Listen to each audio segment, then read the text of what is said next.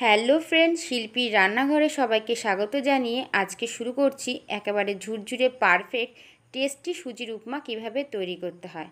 আমি এখানে ছোট ছোট কিছু টিপস ব্যবহার করেছি। এই টিপসগুলো যদি আপনারা ফলো করেন তাহলে আপনাদের সুজির উপমাও একদম ঝুরঝুরে হবে আর খুবই টেস্টি হবে। এখানে আমি 1 বাটি সুজি নিয়েছি আর সুজিটাকে লো ফ্লেমে 5 থেকে 7 মিনিট ভেজে নেব। যখন দেখব সুজির মধ্যে হালকা একটু লাল রং ধরেছে তখন সুজিগুলোকে আমি নামিয়ে নেব। ওই কড়াইয়ের মধ্যে আমি দিয়ে দিচ্ছি 2 চামচ ঘি আর ঘিয়ের মধ্যে দিয়ে দিচ্ছি কিছু বাদাম। আপনারা ঘিয়ের পরিবর্তে সাদা তেলও ব্যবহার করতে পারেন, কিন্তু টেস্টটা ঘিতেই বেশি ভালো হয়। এরপর বাদামগুলো একটু হালকা ভাজা হলে এর মধ্যে আমি দিয়ে দিলাম কিছু আমন্ডের স্লাইস আর দিয়ে দেব ক্যাপসিকাম। চিনেবাদামটা প্রথমে দেওয়ার কারণ হলো বাদামটা যাতে বেশ ভালো ভাজা হয় আর বেশ ক্রিস্পি হয়। যখন ক্যাপসিকাম, আমন্ড আর বাদাম বেশ ভালোভাবে ভাজা হবে তখন আমি এর মধ্যে দিয়ে দেব কিশমিশ। এই সম্পূর্ণ রান্নাটি হবে একদম লো ফ্লেমে। কিশমিশটা দিয়ে আমি 1 মিনিট মতো ভেজে এই সমস্ত উপকরণ আমি তুলে নেব একটা প্লেটে। এই ঘিয়ের মধ্যে আমি দিয়ে দিচ্ছি একটা শুকনো লঙ্কা, 1 চামচ সর্ষে, 1 চামচ ছোলার ডাল আর 1 চামচ বিউলির ডাল।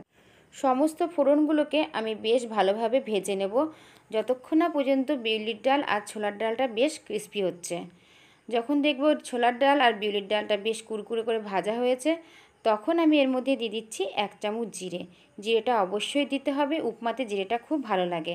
আর দিয়ে দিচ্ছি কিছু কারি পাতা, মিহি করে কুচানো আদা আর ঝালের জন্য কয়েকটা কাঁচা লঙ্কা। একটু নাড়াচাড়া করে এর মধ্যে আমি কিছু ভেজিটেবল অ্যাড করছি, বিনস, গাজর আর মটরশুঁটি। আপনারা আপনাদের পছন্দ মতো সবজি ব্যবহার করতে পারেন।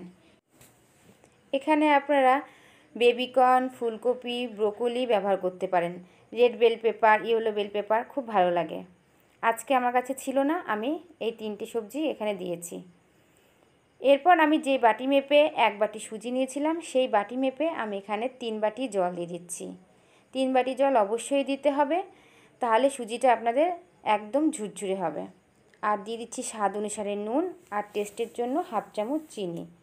যখন দেখব জলটা বেশ ভালোভাবে ফুটে উঠেছে 2 মিনিট পর আমি ঢাকনাটা খুলে দেব। এই ছোট ছোট টিপসগুলো যদি আপনারা ফলো করেন তাহলে আপনাদের সুজির উপমাটা একদম ঝুরঝুরে হবে। এই সময় গ্যাসের ফ্লেমটা একদম কমিয়ে দেব আর সুজিগুলো দিয়ে দেব আর খুব তাড়াতাড়ি একটা হাতা বা প্যাচুলারের সাহায্যে সুজিটাকে জলের সাথে বেশ ভালোভাবে মিশিয়ে নেব।